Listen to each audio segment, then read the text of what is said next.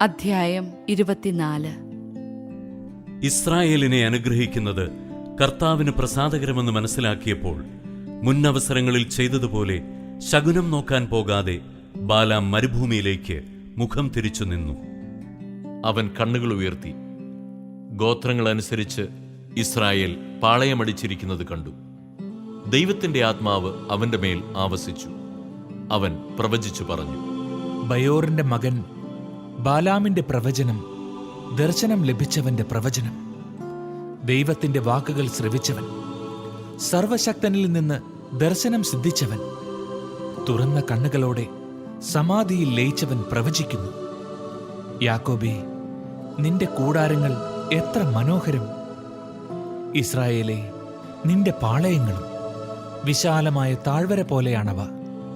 നദീതീരത്തെ ഉദ്യാനങ്ങൾ പോലെയും കർത്താവ് നട്ട കാരകിൽ നിര പോലെയും നീർച്ചാലിനരികെയുള്ള ദേവദാരു പോലെയും അവന്റെ ഭരണികളിൽ നിന്ന് വെള്ളം കവിഞ്ഞൊഴുകും. വിത്തുകൾക്ക് സമൃദ്ധമായി ജലം ലഭിക്കും. അവന്റെ രാജാവ് അഗാഗിനേക്കാൾ ഉന്നതനായിരിക്കും. അവന്റെ രാജ്യം മഹത്വമണിയും. ദൈവം ഈജിപ്തിൽ നിന്ന് അവനെ കൊണ്ടുവന്നു. അവന് കാട്ടുപോത്തിന്റെ കരുത്തുണ്ട്. ശത്രുജനതകളെ അവൻ സംഹരിക്കും.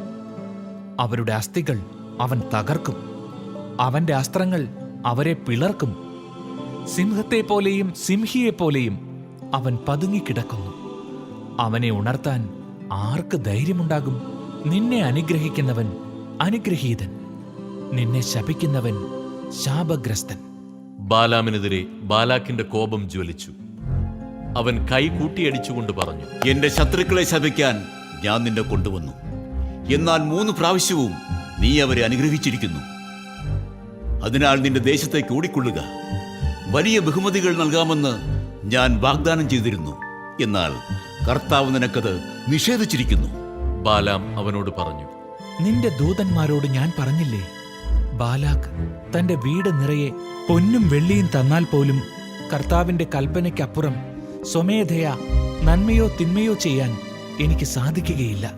കർത്താവ് അരുളി ചെയ്യുന്നതെന്തോ അത് ഞാൻ പറയുമെന്ന്. ഇതാ, എന്റെ ജനത്തിന്റെ അടുത്തേക്ക് ഞാൻ മടങ്ങുന്നു.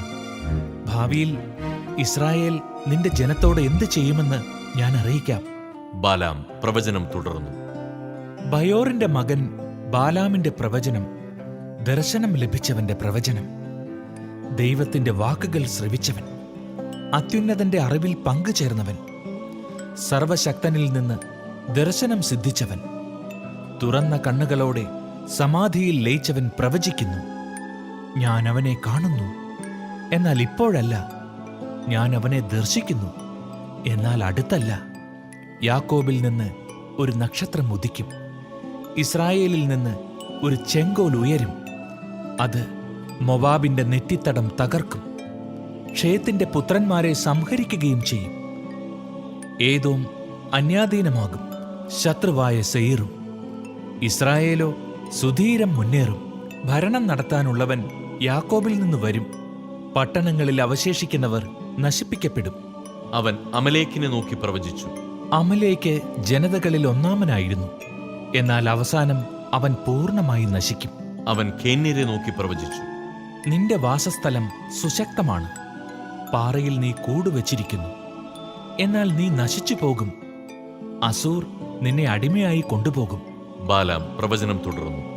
ഹാ ദൈവം, ഇത് ചെയ്യുമ്പോൾ ആര് ജീവനോടിരിക്കും? കിത്തിമിൽ നിന്ന് കപ്പലുകൾ പുറപ്പെടും. അസൂറിനെയും ഏബറിനെയും പീഡിപ്പിക്കും, എന്നാൽ അവനും നാശമടയും.